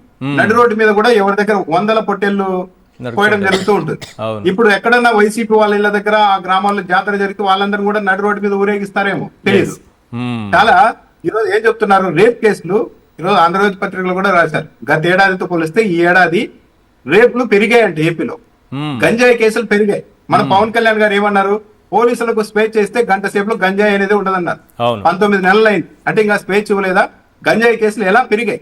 18 నెలలు కాలమైంది. ఏదో మొదటి 2-3 నెలలు 6 నెలలు అయితే సరే గత ప్రభావం ఉంది అనుకోవడానికి. 19 నెలల తర్వాత కూడా గంజాయి కేసులు పెరిగాయని చెప్తున్నారంటే ఏమన్నా పట్టపగలు దోపిడీలు పెరిగాయి ఇళ్లలో. నివేదిక ప్రకారం ఈ ఏడాది లా అండ్ ఆర్డర్ ఇలా పెట్టుకొని హోంమంత్రి అనిత గారు కంప్లీట్ గా డైవర్షన్ పాలిటిక్స్, ప్రతిదీ పాలిటిక్స్ రాజకీయ పార్టీలకు అంటగట్టి ఏదో డైవర్ట్ చేయాలన్న ప్రయత్నం చేస్తూ ఉన్నారు. రైట్. శివశంకర్ గారు, ఈ ఇష్యూ మీద మీరు స్పందిస్తే తర్వాత మనం చంద్రబాబు నాయుడు గారి కేసుల విషయం కూడా మాట్లాడుకోవచ్చు. ఈ రప్ప ఏంటి మిమ్మల్ని బాగా వెంటాడుతోంది, కష్టపెట్టేస్తుంది, ఈ డైలాగు సంబంధం లేనిది మీకు తీసుకొచ్చి అంటగట్టి ఆ తర్వాత ఎట్టి పరిస్థితి ఆ డైలాగ్ వినిపించకూడదు. ఎక్కడ ఆ డైలాగ్ వినిపిస్తే చాలు కేసులు పెట్టేసేటట్టున్నారు. సార్ నమస్తే సార్, మీకు అదేవిధంగా ప్యానెల్ లో ఉండే సాక్షి వీక్షకులకి. ఈ రోజు రప్ప అనేటువంటి డైలాగ్ వచ్చేసి వైఎస్ఆర్ కాంగ్రెస్ పార్టీ స్లోగాన్ ఏమి కాదు సార్. ఇదే చంద్రబాబు నాయుడు గారు తన మిత్రుడు రేవంత్ రెడ్డి గారు అక్కడ ఉండగానే ఈ సినిమా అనేది రిలీజ్ అయింది. సెన్సార్ అనేటువంటిది ప్రతి ఇంచి కూడా డైలాగులు అక్కడ ఉండేటువంటి సీన్లు అన్ని చూసే రిలీజ్ చేసినట్టువే. నిజంగా ఒకవేళ అది అభ్యంతరకరమైనటువంటి పదమే అయితే 2 తెలుగు రాష్ట్రాల్లో ఎలా దాన్ని రిలీజ్ చేశారు? మీ ప్రభుత్వ హయాంలోనే. ఒకటి. ఇక రెండవది ఒకటి సార్, ఈ రాష్ట్రంలో వచ్చేసి శాంతి భద్రతలు అతలాకుతలమైనాయి. ఇచ్చినటువంటి మేనిఫెస్టో ఏది కూడాను సంక్షేమ పథకాలు అమలు కాలేదు. ఈ రోజు సంక్రాంతి పండుగ వచ్చిందంటే సార్, ఇది చాలా ఇంపార్టెంట్. ఇది January 1 క్రిస్మస్ సంక్రాంతి వచ్చిందంటే పల్లెల్లో మధ్యతరగతి పేదోళ్ళ దగ్గర అకౌంట్లలో డబ్బులు ఏదో పథకం పట్టించేసేసి కొత్త బట్టలు కొనుక్కొని పండగ చాలా సంతోషంగా జరుపుకుంటా ఉంటారు. ఈ సంవత్సరం దురదృష్టకరం ఏంటంటే రైతులకి పంటలు సక్రమంగా రాలేదు, గిట్టుబాటు ధర లేదు, ఒక్క పథకం రాలేదు. జనాల్లో అంతా కూడా ఒక అన్రిచ్ స్టార్ట్ అయింది. ఏమో పండగ సక్రమంగా చేసుకోవాలి, కొత్త బట్టలు కొనుక్కోవాలన్నా కూడా లేదు. ఈ వచ్చి రావడం వల్ల ఈ కూటమి ప్రభుత్వం అనేటువంటిది ఈ టైంలో టాపిక్ డైవర్ట్ చేయాలంటే ఒకటి తీసుకురావాలి. ఇక రెండవది, భవిష్యత్తులో ఇప్పుడు తెలుగుదేశం పార్టీ యొక్క గ్రాఫ్ అనేటువంటిది పూర్తిగా పడిపోవడము, మెడికల్ కాలేజ్ ప్రైవేట్ అగైనెస్ట్ గా సంతకాలు సూపర్ సక్సెస్ కావడము, తర్వాత జగన్ గారి బర్త్డే కని విని ఎరుగని రీతిలో వాలంటీర్గా ప్రతి గ్రామాన తండాల్లో జరపడము, తెలుగుదేశం పార్టీ గ్రాఫ్ పడిపోవడము. ఇక చేసేది లేక ఎటువంటి పరిస్థితుల్లో దీన్ని డ్యామేజ్ కంట్రోల్ చేసుకోలేక వైఎస్ఆర్ కాంగ్రెస్ పార్టీకి, జగన్మోహన్ రెడ్డి గారికి, మా నాయకులకి ఏదో విధంగా రౌడీజం ఇల్లొస్తే లేదా ప్రజల్లో శాంతి లేదు, తన అబద్ధాలు ఇందాక మన రామ్నాథ్ అన్న చెప్పినట్లు 2024 ఎన్నికల్లోనే ఇష్టం వచ్చినట్టు చెప్పారు. మాటలన్నీ కూడా అయ్యి నమ్మినారు కదా, ఇదెందుకు నమ్మరు అనేటువంటి ఉద్దేశంతో ప్రజల్లో అంతా కూడా వైఎస్ఆర్ కాంగ్రెస్ పార్టీ వాళ్ళు ఇది ట్రైలరు ఇలా ఉంటది, పొట్టెలను నరికినట్టు నరుకుతారని ఒక సమాజంలో ఒక భయభ్రాంతులు చేయడానికి ఇల్లు ఏఐ వీడియోలు తీసుకొని వచ్చేసేసి తను చేసినట్టు పక్కన పెట్టి, ఆ అనిత గారు ఇందాక మీరు కూడా ఇంట్రోలో చెప్తా ఉన్నారు, ఇక్కడ ఉండేది సిబిఎన్ ఒత్తి ఆమె ఏదో స్పెసిఫిక్ గా చెప్తా ఉంది. సిబిఎన్ ఉండేది కాబట్టి మీ వాళ్ళ మీద కేసులు ఏమి ఉండవు, ఎదుటోళ్ళు మంచి చేసినా తప్పు చేపిస్తారు. ఎందుకంటే అక్కడ జగన్మోహన్ రెడ్డి గారు ఉంటే తన పార్టీకి చెందిన వాళ్ళు కోటమిరెడ్డి శ్రీధర్ రెడ్డి లాంటి వాళ్ళు అక్కడ ఏదో జరుగుతా ఉంటే కనుక అతన్ని కూడా అరెస్ట్ చేయమని కేసులు పెట్టమని జగన్మోహన్ రెడ్డి గారు ఆర్డర్ వేస్తారు. ఎందుకంటే అక్కడ ఉండేది జగన్మోహన్ రెడ్డి గారు కాబట్టి. మీరు చెప్పింది నిజమే, సిబిఎన్ ఉంటాడు అంటే సిబిఎన్ ఉంటే ఏంటి? మా వాళ్ళు హత్యలు చేసినా, రేపులు చేసినా, మర్డర్లు చేసినా, మానభంగాలు చేసినా కూడాను కేసులే పెట్టము. అదే వైఎస్ఆర్ కాంగ్రెస్ పార్టీ వాళ్ళు ఏమి చేయకున్నా కూడా మీకు ఇలా చేస్తాము. దానికి సిబిఎన్ అంటే అది మా వాళ్ళు ఏమని చేయొచ్చు? తెలుగుదేశం పార్టీ కూటమి నాయకులు పొట్టేళ్ళు నరకచ్చు, తలలకు దండలు కట్టచ్చు, బాలకృష్ణ అసభ్యంగా మాట్లాడచ్చు, లేకపోతే కనుక ఆడవాళ్ళు ఉంటే రేపులైనా చేయొచ్చు. ఏం మాట్లాడినా కూడా కేసులు ఉండవు. ఎందుకంటే సిబిఎన్ అసెంబ్లీలో కూడా జగన్మోహన్ ప్రతిపక్ష నాయకుని మాజీ ముఖ్యమంత్రి మాట్లాడినా కూడా ఏమీ అనడు. ఎందుకంటే అక్కడ మాకు సిబిఎన్ అంటే ఎవ్వరికి ఏమీ కాదు. చంద్రబాబు ఏం చేసినా, తెలుగుదేశం కూటమి ఏం చేసినా కూడా మన మీద కేసులు ఉండవు, మీ ఇష్టం అని సిబిఎన్ అంటే మీనింగ్ అని తేట తెల్లంగా ఆమె చెప్తుంది అనిత గారు. ఒకసారి ఆ దృశ్యాలు చూపించండి. ఆ జగన్మోహన్ రెడ్డి బర్త్డే వేడుకల్లో పాల్గొన్న వాళ్ళకి వీళ్ళు ఇచ్చినటువంటి ట్రీట్మెంట్ ఏ విధంగా ఉందో దాన్ని చూపిస్తూ అభిమానులందరినీ, జగన్ అభిమానులందరినీ ఎలా భయభ్రాంతులకు గురి చేయాలని చూస్తానండి ఒకసారి. ఎందుకంటే లీగల్గా ఇది చట్ట వ్యతిరేకంగా చేస్తున్నట్టుగా కనిపిస్తోంది. పోలీసులు కూడా చట్టాన్ని చేతుల్లోకి తీసుకున్నట్టుగా. జనార్దన్ రెడ్డి గారు, పోలీసులు ఆ విధంగా 3rd డిగ్రీ ప్రయోగించి స్టేషన్లో వాళ్ళపైన ఇంత కర్కశంగా వ్యవహరించి నడి రోడ్డుపైకి తీసుకొచ్చారంటే తీవ్రవాదుల, ఉగ్రవాదుల, రేపిస్టుల వీళ్ళేమన్నా చేశారా? పోనీ అలాంటి వాళ్ళనైనా ఇలా నడిపించమని ఎక్కడైనా చట్టంలో ఉందా? ఏంటిది, ఇలా చేయొచ్చా? నమస్కారం. నమస్తే అందరికీ. ఈరోజు చట్టంని ఎలా తయారు చేశారంటే ఒక రాజ్యాంగాన్ని కూడా వాళ్ళు మార్చేసి రెడ్ బుక్ రాజ్యాంగం అని బహిరంగంగా చెప్పుకుంటున్నారు. ఇప్పుడు అదే ఈ నడిపించడం పక్కన పెడితే పత్తిపాడులో ఒక కోర్టులో ఒక ముద్దాయిని కోర్టు లోపలికి వచ్చి పోలీస్ అధికారులు అరెస్ట్ చేస్తే ఇంతవరకు ఆ ప్రిసైడింగ్ ఆఫీసర్ కోర్టులో ఎలాంటి ఉత్తర్వులు లీక్ ముందే ఎలా అరెస్ట్ చేస్తారు నా కోర్టులో అని చెప్పి అడిగినా కూడా మేము అక్కడ కోర్టులో అరెస్ట్ చేయలేదని చెప్పి మళ్ళీ బుకాయిస్తూ కోర్టులో చేసి కోర్టుకే చెప్తున్నారు. ఈరోజు ఏం చేశారంటే ఇప్పుడు అక్కడ కోర్టులో అందరూ ఇవాళ మొత్తం బాయ్కాట్. ఒక పోలీసు యంత్రాంగం అనేది దానికి ఒక చట్ట పరిధిలో పనిచేయాలి. అలా కాకుండా వాళ్ళు నేరుగా కోర్టు లోపలికి వచ్చి ఉన్న ముద్దాయిని తీసుకెళ్ళిపోవడం, ఆ అడ్వకేట్లు ఎంత అభ్యంతరం చెప్పినా అక్కడ లోకల్ బాడీ ప్రెసిడెంట్లు ఎందరు చెప్పినా కానీ ఒక్క వైఎస్ఆర్సీపీకి సంబంధం లేదండి, అన్ని బార్లో ఉన్న అన్ని పార్టీలకు సంబంధించిన వ్యక్తులు అడ్వకేట్లు దాన్ని తీవ్రంగా వ్యతిరేకించిన ఎలాంటి లెక్క చేయకుండా ఈరోజు మొత్తం బాయ్కాట్ అండి. అక్కడ పత్తిపాడు అనే ఒక మ్యాజిస్ట్రేట్ కోర్టులో పత్తిపాడు జరిగినటువంటి ఉదంతం. అంటే ఎంత ఆ రెడ్ బుక్ రాజ్యాంగాన్ని వాళ్ళు ఎలా దాన్ని అమలు పరుస్తున్నారు. అసలు మామూలు రాజ్యాంగం అనేది అంబేద్కర్ రాజ్యాంగం అనే దాన్ని మర్చిపోయారు. ఆంధ్రప్రదేశ్లో ఇప్పుడు నడిచేదంతా రెడ్ బుక్ రాజ్యాంగం. సో అందువల్ల దాన్ని మనం ఇలా నడిపించడాన్ని మనమేం పెద్ద ఇదిగా ఆశ్చర్యపడలేదు. ఎందుకంటే మొత్తం ఈ వ్యవస్థలన్నీ కూడా అలా చేసే రైట్ ఉందా పోలీసులు? ఖచ్చితంగా లేదండి. అలాంటి రైటే లేదు వాళ్ళకి. అలా బహిరంగంగా శిక్షించడం కానీ, అవమానపరచడం కానీ, అలా తీసుకెళ్లడం కానీ. అందుకే మనం కోర్టులో కానీ వాళ్ళు మీడియా ముందు తీసుకొస్తే కూడా ముసుకేస్తారు. ఎందుకంటే వ్యక్తిని వాళ్ళు అలా చేయకూడదు. ముద్దాయి అంటే అంతే, అనుమానితులు ముద్దాయిలు ఎలా అంటే కేసు నిరూపించబడి వాళ్ళకి శిక్ష పడే వరకు అతను నేరస్తుడు కాదండి. ఆ డిఫరెన్స్ కూడా కొందరు పోలీస్ ఆఫీసర్లకు తెలియకుండా ఈ రెడ్ బుక్ రాజ్యాంగం ముసుగులో ఈ మొత్తాన్ని నడిపిస్తున్నారండి. కొత్త చట్టాలు పోయినాయి, అన్ని పోయినాయి. ఓన్లీ వాళ్ళకి తెలిసింది రెడ్ బుక్ రాజ్యాంగం అమలు పరచడమే. ఎవడో రప్ప అని ఫ్లెక్సీ చూపెడితే అదేదో పెద్ద నేరంలో చూపిస్తూ వైఎస్ఆర్సీపీ కార్యకర్తలపై రౌడీ ముద్ర వేస్తూ హడావుడి చేస్తున్నారు. మరి చంద్రబాబు గారు తన అవినీతి కేసులను రప్ప అనేలా తానే క్లోజ్ చేయించుకుంటున్నారే, మరి దాని సంగతి ఏంటి? ఇదే ఇప్పుడు ప్రజలు అడుగుతున్న ప్రశ్న. ఇప్పటికే చంద్రబాబుపై ఉన్న 4 అవినీతి కేసులు క్లోజ్ అయ్యాయి. స్కిల్ కేసు కూడా క్లోజ్ చేసేందుకు రంగం సిద్ధమైంది. ఫైబర్ నెట్ కేసు క్లోజ్, ఉచిత ఇసుక కేసు క్లోజ్, మద్యం కేసు క్లోజ్, అసైన్డ్ భూముల case close, skill case ready to close. ఇదేంటి చంద్రబాబు గారు, మీ కేసులు మీరే క్లోజ్ చేసేసుకుంటున్నారు అంటే ఇది నా కేసే, ఇది కూడా నా కేసే, నా కేసులు నేనే మాఫీ చేసుకున్నా, ఇంకొకరి మీద వేసినానా ఏందే అంటున్నారు. ఈ కేసుల స్టేటస్ కోరితే థర్డ్ పార్టీ పేరుతో ఏసీబీ కోర్టు రిజెక్ట్ చేసింది. అందుకే ఎంఆర్పీఎస్ అధ్యక్షుడు సువర్ణరాజు హైకోర్టు తలుపు తట్టారు. 2014-19 మధ్య జరిగిన అసైన్డ్ భూముల స్కామ్, మద్యం స్కామ్, ఉచిత ఇసుక పేరుతో జరిగినటువంటి స్కామ్, ఫైబర్ నెట్ స్కామ్, వీటన్నిటికి సంబంధించినటువంటి సర్టిఫైడ్ కాపీలు కోరుతూ హైకోర్టులో వేరువేరుగా 4 రివిజన్ పిటిషన్లు దాఖలు చేశారు. ఈ కేసులకు సంబంధించి తాను థర్డ్ పార్టీ అయినప్పటికీ కూడా ఆర్థిక నేరాల్లో ప్రజలే బాధితులని, తాను కూడా ప్రభావితుడేనని, కాబట్టి ఆ కేసుల స్టేటస్ తెలుసుకునే హక్కు తనకు ఉంటుందని అన్నారు. అసలు అధికారం చేతిలో ఉంటే అవినీతి కేసులు ఎలా క్లోజ్ చేసుకోవాలో మన విజనరీ లీడర్ చేసి చూపిస్తున్నారా? ఈ కేసులు మళ్ళీ రీఓపెన్ అయితే అసలు సినిమా కనిపిస్తుందా? ఈ పరిణామాల నేపథ్యంలో today's big question on big screen. Yes, తాను క్లోజ్ చేసుకుంటున్న తన అవినీతి కేసులే భవిష్యత్తులో బాబు మెడకు చుట్టుకోనున్నాయా? క్వశ్చన్ మరొకసారి రిపీట్ చేస్తున్నాను. తాను క్లోజ్ చేసుకుంటున్నటువంటి తన అవినీతి కేసులే భవిష్యత్తులో బాబు మెడకు చుట్టుకోనున్నాయా? ఇదే అంశం పైన చర్చిద్దాం. చాలా సీరియస్ విషయం అవుతుంది. చంద్రబాబు నాయుడు గారి కేసులకు సంబంధించి స్టేటస్ రిపోర్టు ఎలా ఉందనేది ఒకసారి స్క్రీన్ పైన చూద్దాం. చాలా సీరియస్ విషయం, ఇట్లాంటివి మనం మాట్లాడుకోవాల్సిన అవసరం ఉంది. ఒకసారి ఆ స్టేటస్ రిపోర్ట్ చూపించండి. చంద్రబాబు నాయుడు గారి కేసులు ఏమేమి ఉన్నాయి? అసైన్ ల్యాండ్ కేసు, అలాగే AP fibre net case, skill development case, inner ring road case, liquor case, ఇలా 6 కేసుల వరకు ఉన్నాయి. వీటి పరిస్థితి ఒక్కసారి మనం స్క్రీన్ పైన చూద్దాం. ఇక్కడ చూడండి, స్క్రీన్ పైన మనం చూస్తున్నాం కదా.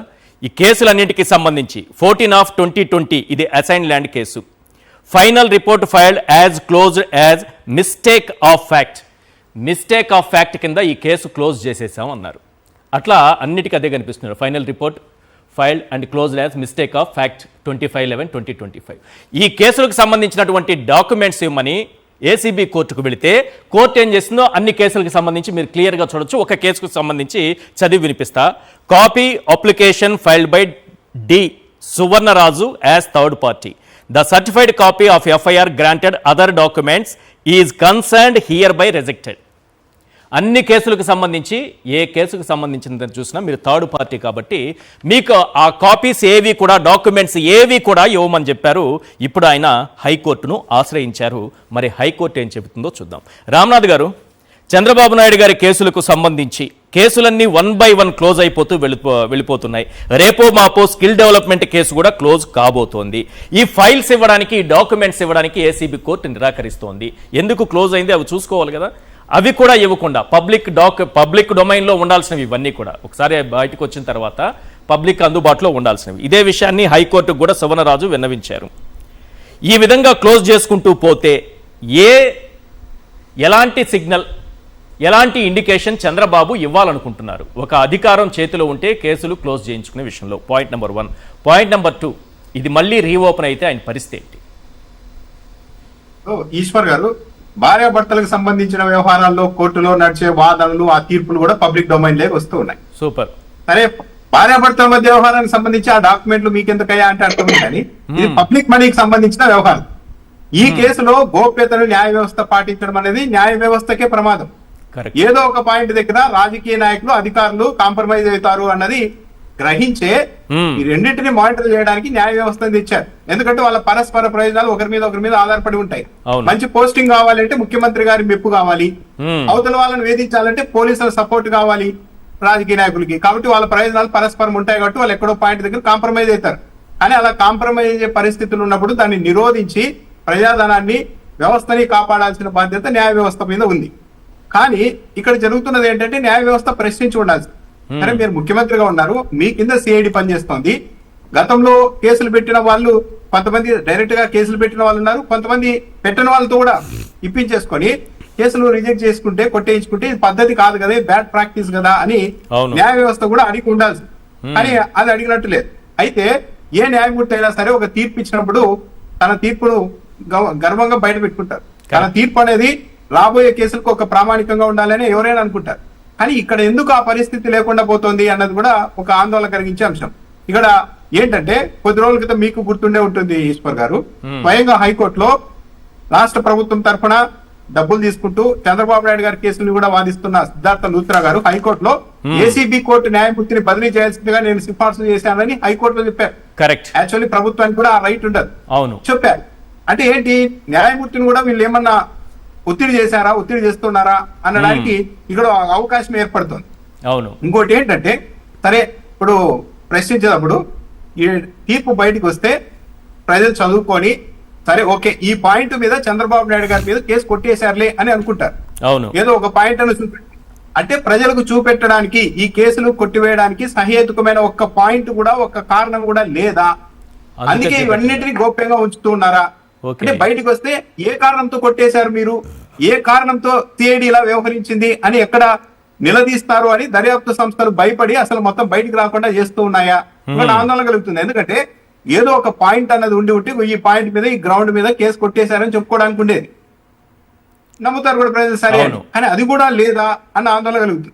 గతంలో చంద్రబాబు నాయుడు గారు వీలైనంత వరకు తన కేసుల్ని స్కేల్ మీద నడిపించేవారు. కానీ ఈసారి బహిరంగంగా అందరూ చూస్తూ ఉన్నా ఇదెక్కడ అన్యాయము, మీరే ముఖ్యమంత్రిగా ఉన్నారు, సిఐడి మీ కింద ఉంది, ఇప్పుడు ఆ సంస్థలకు ఎండీలుగా ఉన్న వాళ్ళు ఇప్పుడు మీరు నియమించిన వాళ్ళే, మీరంతా కలిసి ఒకరికొకరు లేఖలు ఇప్పించేసుకొని కేసులు కొట్టించుకోవడం ఏంటి అని పబ్లిక్ అనుకుంటున్నారని తెలిసి కూడా చంద్రబాబు నాయుడు గారు ఇంత వేగంగా ఈ కేసును ముందుకెళ్తున్నారంటే, ఈ కేసు ఇలాగే కొనసాగితే ఏదో ఒక రోజు తాను పవర్ లో ఉన్నా లేకపోయినా ఏదో ఒక రోజు ఈ కేసు ప్రూవ్ అవుతుంది, అప్పుడైనా ఇబ్బందులు వస్తాయని చంద్రబాబు నాయుడు గారు భావించే ఇలా ఒక విధమైన తెగింపు ధోరణితో ఎవరేమనుకున్నా పర్లేదు, ఎవరు ఏమనుకుంటారన్నది మనకు ముఖ్యం కాదు, మనం ఈ కేసులు కొట్టివేయించుకోవాలి అన్న దిశగా చంద్రబాబు నాయుడు గారు ముందుకు వెళ్తున్నారా? హైకోర్టుకు వెళ్లారు సువర్ణరాజు గారు, నాకు తెలిసి హైకోర్టులో అక్కడ ఇవ్వాల్సిందిగా ఆర్డర్ వస్తాయని అనుకుంటున్నాం. ఒకవేళ న్యాయ వ్యవస్థలో అలాంటి పరిస్థితి రాకపోతే రాజ్యాంగం న్యాయ వ్యవస్థకు ఇచ్చిన ఒక కిరీటాన్ని తీసి రాజకీయ నాయకుల దగ్గర పెట్టినట్టు అవుతుంది. కరెక్ట్. చాలా ఘోరం కదా అండి ఇది ఈశ్వర్ గారు. ఇప్పుడు ముఖ్యమంత్రి గారు, దర్యాప్తు చేసే అధికారులు అందరూ వాళ్ళే, ప్రభుత్వంలోని వాళ్ళే, వాళ్ళు కాంప్రమైజ్ అయిపోయి మేము కాంప్రమైజ్ అయిపోయాం, అక్కడ ఏం తప్పు లేదని మాకు తెలిసింది అన్నప్పుడు న్యాయస్థానాలు మీకు మీరు ఓకే అనుకుంటే ఎలా, ఎక్కడ తప్పు జరగలేదు చెప్పండి అని. ఇప్పుడు simple example, skill development case ఉంది, 3,300 కోట్ల రూపాయల ప్రాజెక్ట్ అన్నారు, మనం 10 పైసలు ఇస్తే 90 పైసలు సిమెన్స్ కంపెనీ పెడుతుంది అని ఫస్ట్ చెప్పారు. కానీ జర్మనీకి సంబంధించిన ఆ సిమెన్స్ సంస్థ ఏం చెప్పింది, అసలు మేము ఒప్పందం ఏం చేసుకోలేదు, మా పేరుతో ఎవరు చేసుకున్నారు, ఇది ఫేక్ ఒప్పందం అని చెప్పేసింది. అంటే అక్కడే ప్రూవ్ అయింది కదా నేరం జరిగిందని. మరి ఆ కేసును కూడా కొట్టివేయడానికి ఎలా సిద్ధపడుతూ ఉన్నారు? అందులో జిఎస్టీ అధికారులు పట్టుకున్నటువంటి కేసు ఇక్కడ స్కిల్ డెవలప్మెంట్ కార్పొరేషన్ మాజీ చైర్మన్ కి ఎండికి ఒక నోటీసు పంపించి కేసు క్లోజ్ చేస్తున్నాం, మీకు ఏమైనా అభ్యంతరాలు ఉంటే చెప్పండి అని అడగడం అనేది ఎంతవరకు కరెక్ట్? ఇది నిలబడుతుందా రేపు హైకోర్టుకో సుప్రీంకోర్టుకో వెళ్తే? ఈ స్కిల్ డెవలప్మెంట్ కేసులో 3-4 అంశాలు, కీలకమైన అంశాలు ఉన్నాయి ఈశ్వర్ గారు. ఒకటి, ఆ సిమెన్స్ సంస్థ అనేది డమ్మీ సంస్థ అనేది అక్కడ ఒక నేరం, అక్కడే తెలిపోయింది ఏదో చేశారనేది. 2, ఈడీ కేసు నమోదు చేసి 4గురిని అరెస్ట్ చేసి వాళ్ళ ఆస్తుల్ని జప్తు చేసింది. 2018లోనే పూణేలో జిఎస్టీ అధికారులు ఇది స్కామ్ జరిగింది, ఇక్కడ నకిలీ ఇన్వాయిస్లు అన్ని పెట్టారని గుర్తించి రాష్ట్ర ప్రభుత్వానికి హెచ్చరిక పంపారు. అప్పటికీ స్పందించకపోతే ఒక అజ్ఞాత వ్యక్తి ఏసీబీకి ఇచ్చాడు ఆధారాలు మొత్తం, ఇదిగో మీ రాష్ట్ర ప్రభుత్వ ఖజానాన్ని కొల్లగొట్టడానికి స్కామ్ చేశారు, అలర్ట్ గా ఉండండి అని చెప్తే ఏసీబీ వాళ్ళు వెంటనే దిగి 1 వారం రోజులు విచారణ చేశారు. ఆ తర్వాత విచారణ ఆగిపోయింది. ఎందుకు ఆగిపోయింది అంటే ఇక్కడ కనబడుతోంది కదా, ఈడీ రంగం ప్రవేశం చేసింది, సిమెన్స్ సంస్థ మాకు సంబంధం లేదని చెప్పింది, ఏసీబీ వారం పాటు దర్యాప్తు చేసింది, పూణేలో జిఎస్టీ అధికారులు ఇది ఏదో పొరపాటు జరిగింది, స్కామ్ జరిగిందని నిర్ధారించారు. ఇన్ని ఆధారాలు ఉంటే ఆ కేసును కూడా కొట్టివేయడానికి రెడీ అవుతూ ఉన్నారంటే ఇంకేమనాలి దీని మీద? రైట్. ఎస్ శివశంకర్ గారు, సుప్రీంకోర్టు ఆ మధ్యకాలంలో ఒక తీర్పు చెప్పింది, రాజకీయ నాయకులకు సంబంధించి అవినీతి కేసులకు సంబంధించి కింది కోర్టుల్లో కేసులు క్లోజ్ చేయించుకుంటే దాన్ని హైకోర్టు మళ్ళీ రివ్యూ చేయాల్సి ఉంటుంది, హైకోర్టుకు మాత్రమే ఇది ఉంటుంది ఆ హక్కు అన్నట్టుగా, హైకోర్టు మాత్రమే ఆ స్థాయి కలిగి ఉంటుంది అని చెప్పింది. లేకపోతే సుప్రీంకోర్టుకు కూడా వెళ్ళచ్చు, ఎందుకంటే తీర్పిచ్చింది కాబట్టి. ఒకవేళ హైకోర్టు ఈ కేసులు క్లోజ్ చేయించుకోవడం కరెక్ట్ కాదు అని తేల్చిందంటే అది మొత్తం వ్యవహారం మళ్ళీ బాబు మేడకు చుట్టుకుంటుందా? ఒకటి సార్, ఇప్పుడు ఆయన సూపర్ 6 అనేటువంటిది అమలు చేయలేకపోయినాడు, కానీ సూపర్ 4 ఇప్పటి వరకు సూపర్ 4 సక్సెస్ఫుల్ గా క్లోజ్ చేసి పడేశాడు, కంప్లీట్ చేశాడు మొత్తం. సూపర్ 4 అయిపోయింది. సూపర్ 4 విరాట్ అజైన్ ల్యాండ్ సంబంధించింది, అజైన్ ల్యాండ్ రిజిస్ట్రేషన్ సంబంధించింది, ఏపీ స్టేట్ ఫైబర్ నెట్ సంబంధించింది, ఏపీ లిక్కర్ సంబంధించినటువంటిది, మైనింగ్ సంబంధించినటువంటిది సక్సెస్ఫుల్ గా సూపర్ 4 క్లోజ్ చేశాడు. ఇందాక అనిత గారు చెప్పారు కదా, అక్కడ ఉండేది సిబిఎన్ అని. ఎందుకు సిబిఎన్ అంటే ఇందుకు సిబిఎన్. ఇక ఈ రాజకీయం కాకుండా టెక్నికల్ గా మాట్లాడితే సార్, ఇప్పుడు ఇదే సంబంధించింది ఇందాక రామ్నాథ్ గారు చెప్పినట్లు స్కిల్లో సంబంధించినటువంటిది పూర్తిగా అడ్డదిడ్డంగా ఆధారాలన్నీ కూడా ఉన్నాయి కాబట్టే ఏసీబీ కోర్టులోనే సిద్ధార్థ లుద్రా ఎవరైతే ఈ రోజు వచ్చి ఆ రోజు కూడా వాదించారో ఆయన కూడా ఏం చంద్రబాబు నాయుడు గారు నేరం చేయలేదు, తప్పు చేయలేదు, అవినీతికి పాల్పడలేదు అనలేదు. ఆయన 17A మాత్రమే చెప్పారు. గవర్నర్ కు మీరు సమాచారం ఇవ్వకుండా అరెస్ట్ చేశారు, అంతేగాని ఆయనేమి అవినీతికి పాల్పడలేదని మేము ఎక్కడ అనట్లేదని ఆయన ఎక్కడ వాదించే కనపడలేదు. ఆయన వచ్చేసి ఇంతమంది వాదించేసి టెక్నికల్ అంశాలు పెట్టుకొని బయటికి రావాలనుకొని ఆ రోజు కూడా ప్రయత్నం చేశారు, కానీ ఇది చెయ్యలేదు అని చెప్పలేదు. ఇప్పటికి ఏంటంటే చెప్పలేదు. ఇది ఎందుకు ఏసీబీ కోర్టు కూడా ఇందాక రాము గారు చెప్పినట్టు సార్, ఇది పై కోర్టులకు ఏదైనా కోర్టులు ఇచ్చినటువంటి తీర్పులన్నీ కూడాను పబ్లిక్ డొమైన్ లో పెడితే ప్రాక్టీస్ లాయర్లు కావచ్చు, జడ్జిలకు కావచ్చు, ఒక ప్రెసిడెంట్ గా ఉంటది. కరెక్ట్. ఇప్పుడు అన్ని కూడా ఏ జడ్జిమెంట్ కోర్టు చేసినా కూడా మీరు 10 జడ్జిమెంట్లు వస్తాయి సార్.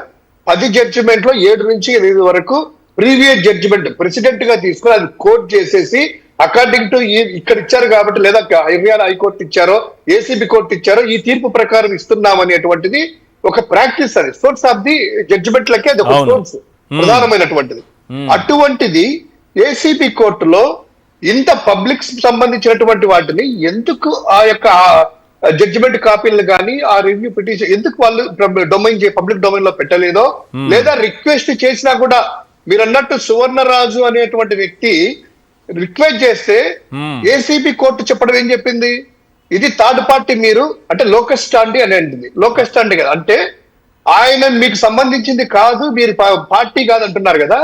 ఇక్కడ సార్ స్కిల్ డెవలప్మెంట్ కేసు అయినా, ఏపీ ఫైబర్ నెట్ అయినా, రింగ్ రోడ్ సంబంధించిన మైనింగ్ అయినా, లిక్కర్ అయినా, పూర్తిగా ఆంధ్రప్రదేశ్ సంబంధించిన ప్రభుత్వ ఖజానా నుంచి దోచుకున్న డబ్బులే, పక్కా ప్రణాళికగా స్కాములు చేసిందే. ప్రతి ఒక్క సిటిజన్ కి ఇంక్లూడింగ్ ఈశ్వర్, రామనాథ్, శివశంకర్, ప్రతి ఒక్కరికి కూడాను ఇందులో పార్టిసిపేషన్ ఉంది. మనం కట్టించిన ట్యాక్స్ అమౌంట్, మనం కట్టినటువంటి ఏదైనా చిన్న వస్తువు కొన్నా ఇన్కమ్ ట్యాక్స్ పే చేయకపోవచ్చు, ఏ వస్తువు కొన్నా దాంట్లో జిఎస్టో వ్యాటో కట్టి ఉంటాము. మన డబ్బులకు సంబంధించింది, ఇది ప్రజాధనానికి సంబంధించింది. ఎలా లోకేష్ స్టాండ్ కాదు నాకు మరి టెక్నికల్ గా జనార్దన్ చెప్తారో తెలియదు. కానీ ఇక రెండవది సార్, ఇది ఒకవేళ ఏసీబీకో ఈరోజు చెప్పినా కూడా హైకోర్టులో తప్పకుండా దీనికి సంబంధించింది ఇస్తారని నమ్ముతాము.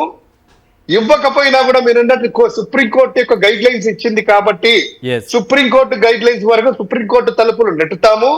ఇక ఎవరైతే అధికారులు ఒకటి సార్, ఇప్పుడు చంద్రబాబు నాయుడు గారు ముఖ్యమంత్రి హోదాలో ఉన్నటువంటి వ్యక్తి ఎట్లున్నారు, బెయిల్ మీద ఉన్నాడు. అవును, బెయిల్ కూడా పోయినట్టే సార్. అందులో రాసేసారు కూడా, బెయిల్ కూడా పోయినట్టే, ఏం ఉండదు, ఇంకేం పని చేయదు అందులో. అన్ని కేసులు క్లోజ్ అయిపోతే బెయిల్ కూడా క్లోజ్ అయిపోయిన వ్యక్తి ఆ రోజు బెయిల్ కండిషన్ ఏం చెప్పారు సార్, కోర్టు కేసుల గురించి మాట్లాడొద్దని చెప్పారు, తన అనారోగ్య దృష్ట్యా ఇచ్చామని చెప్పారు. వచ్చిన తర్వాత ముఖ్యమంత్రిగా ఏసీబీ వ్యవస్థ ఎవరి కింద ఉంది సార్, దాని బాస్ ఎవరు, చంద్రబాబు ముఖ్యమంత్రి. సిఐడి బాస్ ఎవరు, Chandrababu Naidu. Law and order boss ఎవరు, చంద్రబాబు నాయుడు. తప్పు చేసింది ఎవరు, చంద్రబాబు నాయుడు. ఎవరి మీద కేసులున్నాయి, చంద్రబాబు నాయుడు. ఈ కేసులు కొట్టించి తనే దొంగతనం చేసి తను దొంగగా ఉండి ఆ దొంగే నేనే విచారణ పెద్ద మనిషిని, నేనేం తప్పు చేయలేదని పెద్ద మనిషి చెప్పుకోవడం అనేటువంటిది ఎలా ఉంటుందో అచ్చం అలాగే ఇక్కడ ఉంది.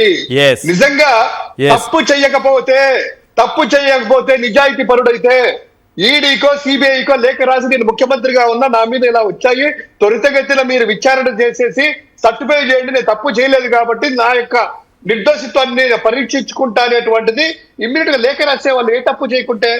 ఈ రోజు చంద్రబాబు నాయుడు గారికి జైలు భయం పుట్టింది కాబట్టి మళ్ళీ ఎక్కడ జైలుకి వెళ్తానో, ఈ కేసులు ఇప్పుడు అధికారంలో ఉన్నా అధికారం దిగిపోయినా కూడాను తప్పకుండా స్కిల్ స్కామ్ అయితేనేమి, ఫైబర్ స్కామ్ అయితేనేమి, లిక్కర్ లో అడ్డంగా దొరికిపోయి ఇదే సాక్ష్యాధారాలన్నీ కూడా వాళ్ళు ఎవిడెంట్ ఈరోజు సీఎం గా ఉన్నాడు కాబట్టి డాక్యుమెంట్లు చెక్ చేశాడు కాబట్టి ఆ భయంతోనే ఈ రోజు కేసులు తనకు తానుగా కొట్టేసుకుంటున్నారు. ఇది రాజ్యాంగంగా ఓత్ ప్రమాణం చేసిన దానికి విరుద్ధము. ఇతను ముఖ్యమంత్రి పదవికి అనర్హుడు. చేసే ప్రమాణాలు తానే పాటించకపోతే చూద్దాం హైకోర్టు వరకు వెళ్తే ఏం జరుగుతుందో. మేడం ఏం చెప్తారు మీరు? నాగమల్లేశ్వరి గారు, చంద్రబాబు నాయుడు గారు కేసులన్నీ క్లోజ్ అవుతున్నాయి కదా, ఆయన కడిగిన ముత్యం అనుకుంటున్నారా, కడగకుండానే ముత్యంలా మారారనుకుంటున్నారా? సార్ ఇవాళ సర్వేలు కూడా చెప్పినటువంటి విషయం ఏంటంటే ఉన్నటువంటి సీఎంలలో అత్యధిక క్రైమ్ కేసెస్ ఎవరి మీద ఉన్నాయని చెప్పినటువంటి విషయం. అలాగే అక్కడ ఉన్నటువంటి ఎంతమంది 90% ఎమ్మెల్యేల మీద, మంత్రుల మీద అందరూ క్రైమ్ చేసే వాళ్ళే అని చెప్పినటువంటి రిపోర్ట్స్. నేనేం చెప్పాలనుకుంటున్నానంటే సార్,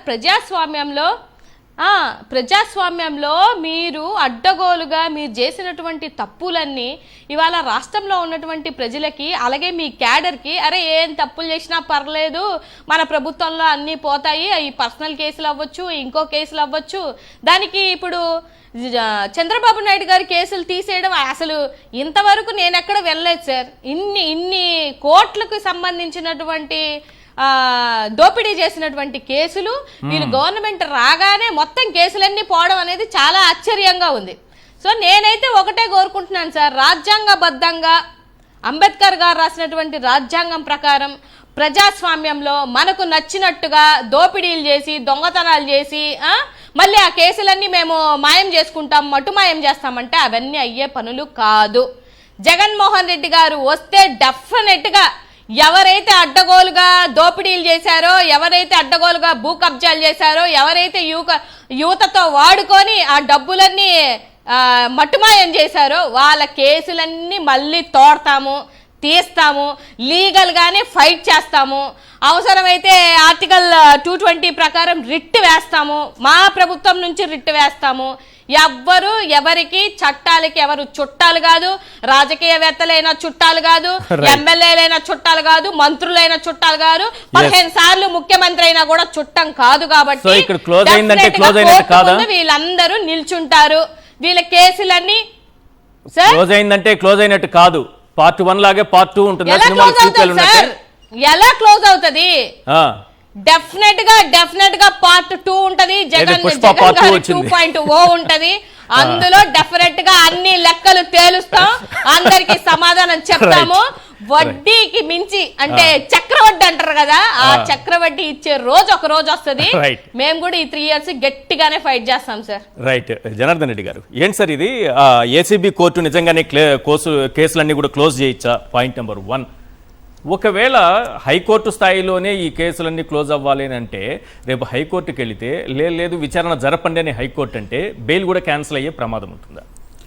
ఈ ముఖ్యంగా అండి ఈ ఆనరబుల్ సీఎం గారు ఇప్పుడు చేస్తున్నటువంటి పని నేను సూసైడల్ అంటానండి లీగల్గా. ఎందుకంటే ఆత్మహత్య సదృశ్యం. ఎందుకంటే ఒక స్కిల్ స్కామే తీసుకుందామండి. దీంట్లో పై కింద అధికారులంతా కూడా అబ్జెక్షన్ చేశారండి. ఎందుకంటే ఈ సీమన్ కంపెనీ ఏదైతే చెప్తున్నారో వాళ్ళ దగ్గర నుంచి 90% ఫండ్స్ రాలేదండి. ఈ 10% రానేలేదు. 3,300 కోట్లలో రాలేదు. మనం ఎలా ముందు మన అడ్వాన్స్, వాళ్ళు అడ్వాన్స్ ఇస్తే కదా మనం మ్యాచింగ్ గ్రాంట్ ఇవ్వాలి 10%. అంటే 330 కోట్లు. అలాంటి అధికారులు దాన్ని వారించిన 17 సార్లు డిజిటల్ సంతకం చేసి ప్రస్తుత ముఖ్యమంత్రి గారు దాంట్లో ఇరుక్కున్నారండి. సో ఇప్పుడు ఏంటంటే ఎంత మీరు దాన్ని దాచిపెట్టాలన్నా ఈ డాక్యుమెంటరీ ఎవిడెన్స్ కానీ ఈ ఫైల్స్ కానీ మొత్తం కోర్టులో ఆల్రెడీ ఫైల్ అయి ఉన్నాయి. ఎక్కడ కూడా తప్పించుకునే అవకాశం లేదు. ఈ ఫైల్స్ దొరికాయి, చేతికిచ్చారు, సుప్రీంకోర్టుకి వెళ్తే వెళ్ళే అవకాశం ఉందా? ఎక్కడికి వెళ్ళినా నేను ఒకటే చెప్తానండి, ఈ కేసుల పైన ఇది క్లోజ్ చేయడానికి వీలు లేదు, విచారణ జరగాల్సిందే అని సుప్రీంకోర్టుకు వెళ్లే అవకాశం ఉంటుందా? 100% ఉంటుందండి. సుప్రీంకోర్టే ఏం చెప్పిందంటే ఎవరైనా కానీ బైరామ్ మురళీధర్ అనే కేసు కానీ ఒకటి కానీ కొడితే కంబైన్డ్ స్టేట్ ఉన్నప్పుడు 5,000 రూపాయలు దాంట్లో లంచం తీసుకుంది ఆ అధికారి. ఆ అధికారి కేసు క్లోజ్ చేస్తే ఇక్కడ గవర్నమెంట్ అది సుప్రీంకోర్టు దాకా పోతే దాంట్లో ఏం చెప్పిందో తెలుసా? గుడ్ ఫెయిత్ ఉండాలి, పబ్లిక్ ఇంట్రెస్ట్ ఉండాలి.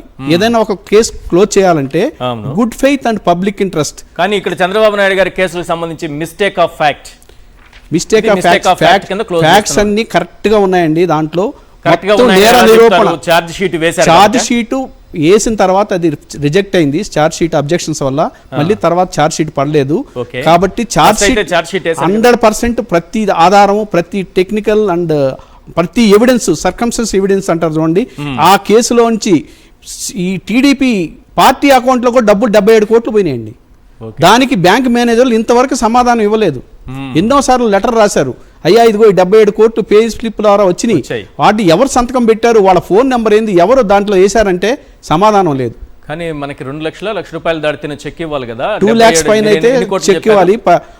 ఏ ట్రాన్సాక్షన్ అయినా కానీ ద్వారా ఎంత జరిగింది ట్రాన్సాక్షన్? 77 కోట్లు. 77 కోట్లు ఎట్లా అవుతుంది సార్? 77 crores టోటల్ గా వాళ్ళ సామాన్యుడు ఎవరైనా 2 లక్షలు బ్యాంక్ ఆఫ్ బరోడా ఏదైతే ఇక్కడ ఉందో జూబిలీస్ లో ఉందో బ్యాంక్ ఆఫ్ బరోడా వాళ్ళ ఎన్టీఆర్ ట్రస్ట్ భవన్ లో ఉన్నది. ఆ బ్రాంచ్ కి యూనియన్ బ్యాంక్ ఆఫ్ ఇండియా ఇంకో బ్రాంచ్ కి 77 కోట్లు ట్రాన్స్ఫర్ చేశారు. దాని మీద ఉన్నటువంటి పే స్లిప్లు కానీ వెరిఫై చేస్తే ఎక్కడ కూడా ఒక ఇనిషియల్ తప్పితే వాళ్ళ ఫోన్ నంబర్ కానీ ఎవరు వేశారని కానీ ఏమీ లేదు. బ్యాంక్ అధికారులు అది ఎలా తీసుకున్నారో మరి అది ఆర్బీఐ అడగాలి, ఇంకా సిబిఐ రంగం. ఇంకో కేసు ఏంటంటే ఈ ఎన్ఫోర్స్మెంట్ డైరెక్టరేట్ అయితే ఏదైతే ఉందో దాంట్లో అరెస్టులు కూడా జరిగాయి. వైజాగ్లో కేసు, వైజాగ్లో ఎఫ్ఐఆర్ ఇంకా ఉంది. అప్పటికి ఆ సిబిఎన్ గారు రాలేదు. తర్వాత దర్యాప్తు ఒక అజ్ఞాత వ్యక్తి రాసినటువంటి ఒక లేఖ ద్వారా గత ప్రభుత్వంలో తీస్తే అప్పుడు దొరికింది ఈ తీగ. అంతేగాని ఈ డొంక అంతా కదిలింది అప్పుడు ఎవరు కూడా ఆ గత ప్రభుత్వంలో కూడా దీని మీద ఏదో కేసు తీయాలని తీసింది కాదు. ఇది టోటల్ గా ఈ స్కిల్ స్కామ్ అనేది ఈ జిఎస్టీ ఎన్ఫోర్స్మెంట్ వింగ్ ఏదైతే పట్టుకుందో, అయ్యా ఇదిగో ఫేక్ ఇన్వాయిస్లు వచ్చినాయి, ఇక్కడ మనకి ఆ జిఎస్టీ అమౌంటే రాలేదు, ఈ 333 కోట్లు 30 కోట్ల నుంచి రావాల్సిన జిఎస్టీ అమౌంట్ రాలేదు, అక్కడ క్లెయిమ్ వాళ్ళు రీఫండ్ అడుగుతున్నారు. అక్కడ దొరికారు దొంగలు. అక్కడ దొరికినాక తీగ లాగితే ఈ డొంకంతా కదిలికి అది చంద్రబాబు నాయుడు దగ్గర వచ్చి ఆగిందనమాట. ఇప్పుడు దీంట్లో ఒక మాట చెప్పండి సార్, సుప్రీంకోర్టుకి వెళ్ళొచ్చు, వెళితే ఏం జరగచ్చు అంటే కేసులు ఇలాగే క్లోజ్ ఇక్కడికి అయిపోయినట్టు అనుకోవాలా? పార్ట్ 2 ఉంటుందా ఉండదా? అంతే. పార్ట్ 2 కాదండి, ఇది ఎట్టి పరిస్థితుల్లో తప్పించుకునే అవకాశం లేదు. ఎందుకంటే ఈ కేసు సుప్రీంకోర్టు ఇంకా పెండింగ్ ఉంది. ఇద్దరు జడ్జిలు ఇచ్చిన ఒక జడ్జిమెంట్ లో ఇద్దరు 2 రకాలుగా ఇచ్చారు 17A మీద.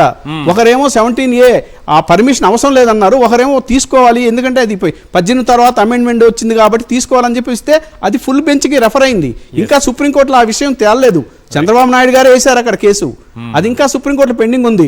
బెయిల్ క్యాన్సిలేషన్ పెండింగ్ ఉంది. ఈ స్కిల్ స్కామ్ లో ఎక్కడ ఆయన తప్పించుకునే దానికి లేదు. ఆధారాలు ప్రతి దగ్గర ఆ రికార్డ్ అనేది ఇంటాక్ట్ గా ఉంది ఫ్రమ్ ది బిగినింగ్. ఎక్కడైతే ఈ 100 చిల్లర కోట్లు ఏదైతే జిఎస్టీ ఎన్ఫోర్స్మెంట్ పట్టుకుందో ఆ కేసు విత్ రికార్డ్స్, అరెస్టులు, దాని రిమాండ్ రిపోర్ట్లు అన్నిట్లో ఉన్నారు. ఆస్తులు అటాచ్ కూడా చేశారు. టోటల్ గా అమౌంట్ ఎక్కడికి పోదు. అది 333 కోట్లు రికవరీ అవుతుంది, కాదని కాదు. కానీ ఈ స్టేజ్లో ఇన్ని కేసులని ఒకేసారి ఆయన ఎందుకు అట్లా సూసైడల్ యాక్షన్ తీసుకుంటున్నారో నాకు అర్థం కావట్లేదు. ఎందుకంటే అదే తెలంగాణలో ఏజీబీ కోర్టులో రేవంత్ రెడ్డి గారి మీద కేసు ఉంది. ఆయన దాన్ని ప్రయత్నించట్లేదు క్లోజ్ చేసుకోవాలని. 2 ఏళ్ళు అయిపోయింది ఆయన వచ్చి. ఈయన 18 నెలలకి ఎందుకు ప్రయత్నిస్తున్నాడు? ప్రయత్నించడం కదా, ఆల్మోస్ట్ 4 అయితే క్లోజ్ అయిపోయాయి. అందువల్ల నేను చెప్పేది ఏంటంటే ఇలాంటి ప్రయత్నాల వల్ల అది రివర్సల్ అవుతుంది. కానీ ఎక్కడ కూడా ఎవరు వచ్చే గవర్నమెంట్ కాదు, ఎవరు కాదు, ఆటోమేటిక్గా అధికారులే బయట పెడతారు, వాళ్ళ మెడకు చుట్టుకుంటుంది రేపు. Thank you sir Janardhan Reddy గారు చర్చలో పాల్గొన్నందుకు. రామ్నాథ్ గారు థ్యాంక్ యూ అండి. శివశంకర్ గారు, నాగమల్లేశ్వర్ గారు థ్యాంక్ యూ అండి. ఇది వాళ్ళ చర్చా కార్యక్రమం. చూస్తూనే ఉండండి సాక్షి టీవీ.